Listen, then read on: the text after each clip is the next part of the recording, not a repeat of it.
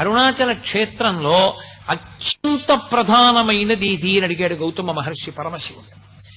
ఇక్కడ నేను చాలా తొందరగా ప్రీతి చెందేది దేనికో తెలుసా? ప్రదక్షిణము చేత అని చెప్పాడు శివుడు. ఇక్కడ ప్రదక్షిణం చేస్తే అసలు దాని వలన వచ్చేటటువంటి ఫలితాన్ని చెప్పడం సాధ్యం కాదు. అది ఎంత ఫలవంతమో రేపు మీకు చూపిస్తాను.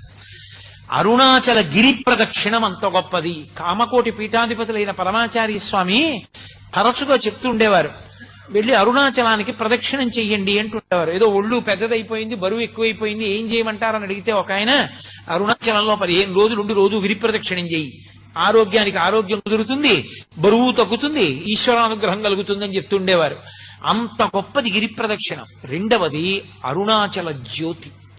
అరుణాచల జ్యోతి అంత గొప్పది.